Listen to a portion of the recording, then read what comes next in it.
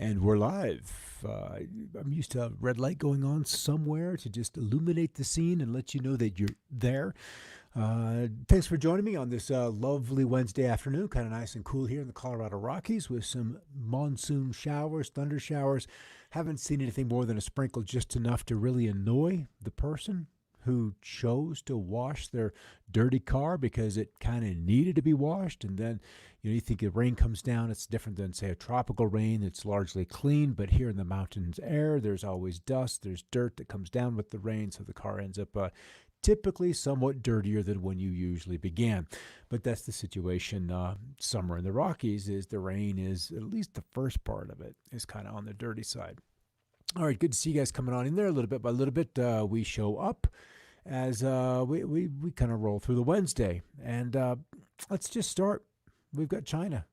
This China story, it's kind of like the virus. We saw it coming. We knew it was going to be big. You didn't know the entirety of the knock-on effects. And ultimately, we're beginning to see some of the effects of the China flooding. And I don't think that is even close to being recognized for the big global event that it is, and it is underway. All right, let's go on to the share. We're going to start with our friends in Australia. Good morning, Robin. Good morning, Tracy. And those that are yet still to come on. And we've got a good show for you, I trust. If we can actually grab the other show, let's see. There's that application right there. This is the next one. There, see? Sometimes you do things twice, and the second time, you're golden.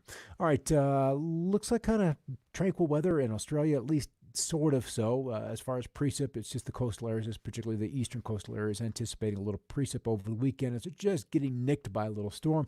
Melbourne's a record wet start to the year has taken a bit of a blow this winter, as they really had racked up the precip early on, but now below average rainfall during June and July is pushing the city down to third place.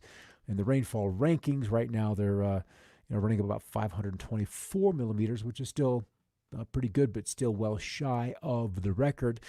Some other big news, something that I truly was a little late catching on to today, and that was a 7.8 earthquake that struck the Aleutian Islands this morning. That 7.8 is nothing to sneeze at. We had a 7.7 a couple of months ago in the Caribbean, and gratefully that was just far enough offshore that we got some incredible videos of swimming pools and things swaying, but no deaths so far. Well, certainly with the Caribbean one, but potentially with this one as well, as the news still kind of comes on in. And we're beginning to see the tropics waking up after what has been still a busy start to both oceans. But on the whole, we haven't had anything big. We've had some tropical storms, and Gonzalo is the name for the one that is taking aim at the southern portion of the Caribbean. So we're going to watch that rather closely. Tropical storm Gonzalo is now forecast to become the first hurricane of the 2020 season by early tomorrow, that being July 23rd, Thursday, in the Atlantic Standard Time Zone. So what is kind of amazing is just how far south this particular storm is. It just, as it is moving just almost easterly, and just, we don't know. The cone of uncertainty is still kind of narrow, which is nice for something so far on the Atlantic. It's just kind of stuck in the trades. But as far as the population centers, the windwards of Puerto Rico in particular, likely will be pushed south of those. And the sun rose on this first hurricane of 2020, Douglas, in the Central Pacific. And this one is kind of more of interest for those folks in Hawaii. We'll get another look at that. And then back to Gonzalo, forecast to reach hurricane strength at 10 degrees latitude north. That is incredibly far south, or just off the equator. The most recent Atlantic tropical cyclone to become a hurricane south of 10 north was Ivan. And Ivan was infamous enough so that the name was retired back in 2004. And that was a huge season. 2004 and 2005 were literally huge tropical seasons. And in 2005, we literally exhausted the entirety of the alphabet and then began with the Greek letter countdown, because the storms just kept coming even past the beginning of the new year into 2006. All right, Gonzalo is the earliest G-named storm on record. The previous record for the earliest seventh named storm formed in the Atlantic was Gert back on July 24 during the extreme hurricane season of 2005. On average, the seventh named storm, or G, in the season would be September 16th. So here we are, July, August, September, so upwards of 60 days early. That's kind of epic. The guy with the handheld camera out there just outside of his vehicle, holding on, fighting the winds, and then spun this up into a bit of a time lapse video. The high plains of Wyoming, Nebraska, and the far eastern plains of Oklahoma, Colorado is where we saw some of that biggest activity going on there yesterday afternoon. Today's videos haven't yet been posted. All right, guys, Robin's over there. Good morning, Tracy. Robert Stern. Hey, hey, hey, Scott. Good to see you, Robert. That's a great name, you know. That's my first name, too. Me and my dad. Actually, I'd be the third if we were kind of named sequentially, but Mom was not having any of that. That's just not going to happen. All right, over to China. The relentless rains flooding central and southern China have displaced millions, incurring losses worth billions, tens of billions. And maybe when this is done, things are a little cheaper over there, so it takes a little more time to get to billions. But if this was America, American real estate prices, American currency, it would be probably approaching $100 billion storm thus far. And with the rain pushing level limits at the Three Gorges Dam, the world's largest hydroelectric reservoir, fueling concerns of much, much wider damage. And what do the shop owners do? You know, it appears that, and it is just circumstantial, but it happens over and over and over again, that at some point, as soon as the sun goes down, there's more water let out from these reservoirs, and through the night, the levels creep up and up and up. Even though the officials say it doesn't happen, evidence is suggesting that it does. So these shop owners and the countless numbers, you know, tens of thousands, if not hundreds of thousands of these small businesses literally just losing inventory and losing their livelihoods one after the other, day after day after day. So China has a drought in the north, massive floods in the south. The Three Gorges Dam is buckling. Wuhan is flooding and their economy is dragging. And what is missing is their leadership. They haven't been able to show up and see and show their faces on any of these disasters. And that, for me, is unconscionable. You've got to go out. You're leading these people. Your decisions have led to the buildings and the construction of the infrastructure. And, you know, because it is a centralized system, these centralized powers bear the responsibility for how development has happened, how it's used, and the entire operation. And that's what is unique about these centralized systems, that the responsibility, just like a pyramid, all the way to the top. And still, they haven't said, you know, what's going on. They haven't shown up. What is curious and it almost inevitable, and I hadn't thought about this until the story came up, China evacuates thousands after landslides block the flow of the river, leading or ultimately threatening more flooding. So anytime you have these steep gorges and you waterlog the soils, the rocks, you know, that is an additional weight. Water weighs nearly 7 pounds per gallon or 8 pounds per gallon. I guess it's aircraft fuel. It's like 7 pounds a gallon.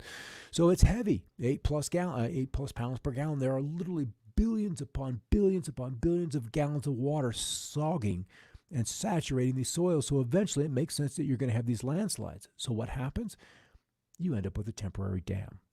And until the water that's raging downstream, I guess it's probably coming this way by the look of the flow of it, you begin to see that you create this, what is ultimately going to be another dam break. It's going to happen because the water is going to overwhelm it, and then you've got another surge. So the people downstream will see the water levels receding just a little bit. They'll be a little bit of gleeful, go out and take an additional risk or put themselves at risk. Then all of a sudden there's another wall of water. Who knows how soon behind? So that's kind of a treacherous situation. All right, that's kind of it for China. Other places, there's Douglas, there's the quake, and then we're seeing more flooding in India, and then locusts spreads into Europe, and that's kind of crazy to see those locusts. What did I see today? Somebody saying, I don't know, they went through the list of stuff, and like it certainly sounds like end times or semi-biblical. It's kind of crazy.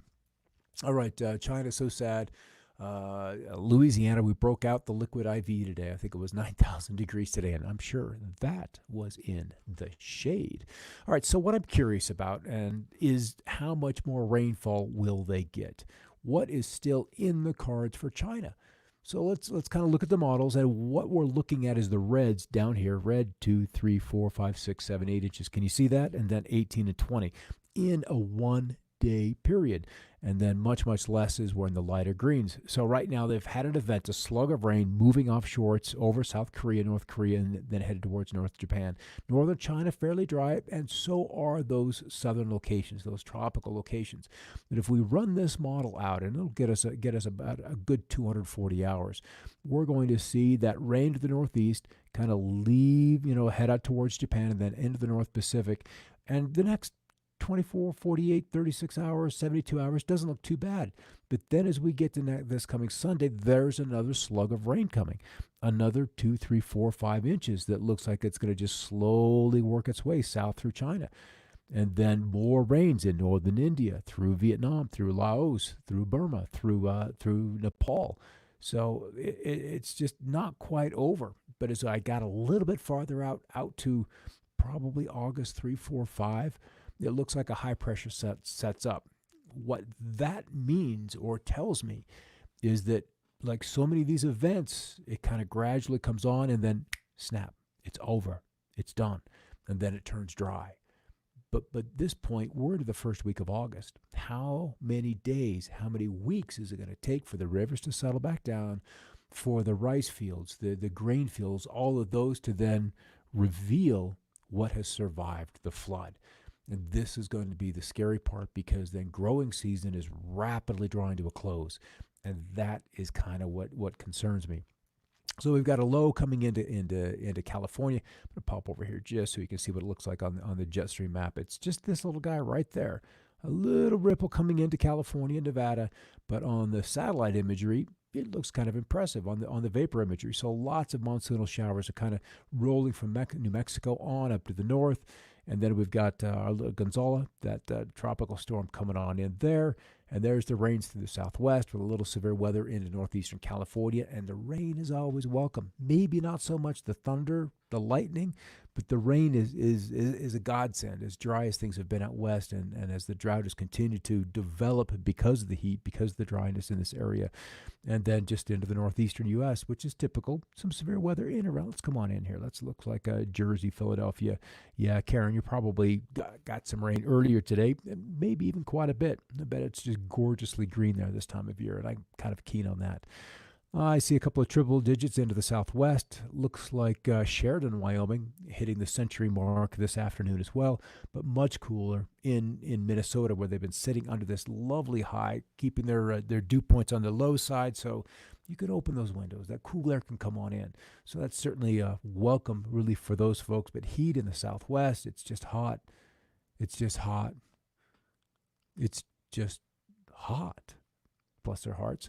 So the NHC, or the Weather Prediction Center, they're kind of where they're concerned of the three main areas with concerns with respect to the heavy rain, flash flooding over the next several days is the central southern Appalachians with a cold front, and the desert southwest with the monsoonal moisture, and then 3, the west central Gulf Coast into Texas, as we begin to see another tropical wave approaching. So this is a good deal of water. And this is what I was kind of looking at here on this particular map that we look at almost every day. We'll run that out to the end.